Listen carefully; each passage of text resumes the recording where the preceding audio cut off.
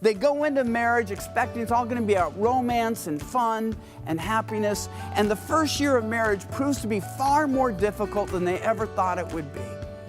And what amazes me, they never think, oh, I was so naive about marriage. Instead, they question who they married. If I would have married somebody different, then marriage would be so much easier. Though I now live in Houston, Texas, I'll never forget the first time that I was just visiting there. I went to the rental car place and I saw something you almost never see at rental car places. It had a number of really nice pickup trucks. And usually at airports you see sedans or SUVs, but pickup trucks seemed different to me. I thought, well, maybe that's just a Texas thing.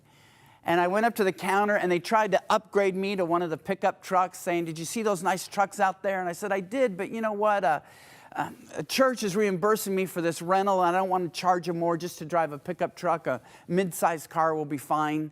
And she said, okay, but then she went through the paperwork, said, your vehicle's in space G4. And when I got out there to see the vehicle, I got this huge smile on my face because I found out they had upgraded me for free to one of those pickup trucks. And I was so happy. Here's how shallow I am. I hadn't sold a single book or talked to a single individual, but I was so thrilled because I was going to get to drive this nice pickup truck in Houston instead of this tiny little mid-sized car.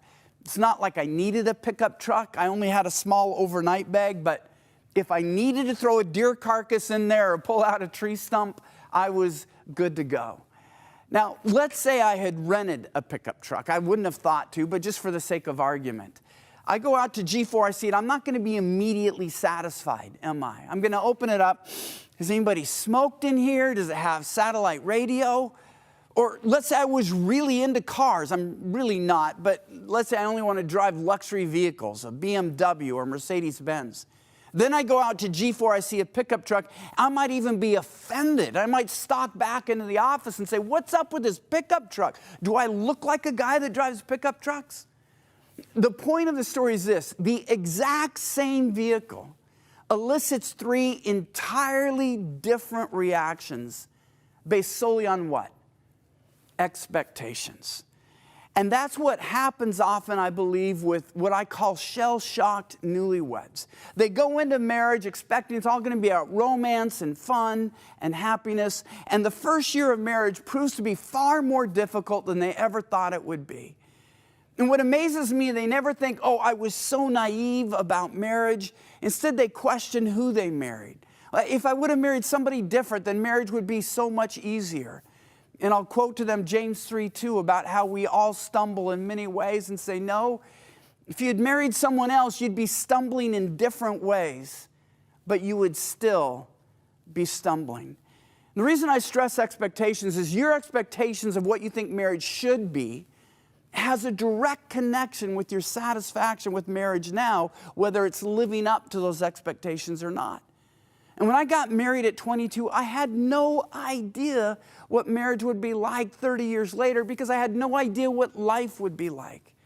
And as you get older, you get a new feeling for the issues that marriage offers.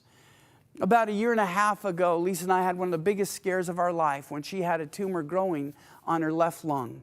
The doctor said, we've got to take it out. We don't think it's cancerous, although it's growing pretty fast, but we won't know for sure until we get it out.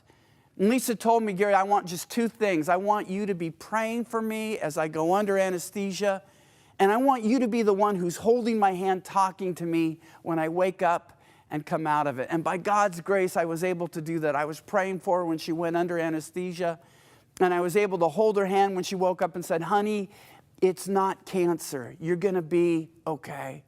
Yet having said that, we grieve because we know so many of our couple friends weren't able to say that, and they had to go through cancer together. But look at how the Bible provides a view of marriage. Ecclesiastes 4:9-12 says this: two are better than one because they have a good return for their labor. If either of them falls down, one can help the other up. But pity anyone who falls and has no one to help them up. Also, if two lie down together, they will keep warm. But how can one keep warm alone? Though one may be overpowered, two can defend themselves. A cord of three strands is not quickly broken. Companionship, preparing for the difficulties of life. What I believe Ecclesiastes is getting at is this: life isn't easy, but a shared life is easier. We have no reason reading the Bible to expect that life is going to be easy, but the glory that God offers to us is that a shared life can be easier. That's the expectations that we should bring into marriage.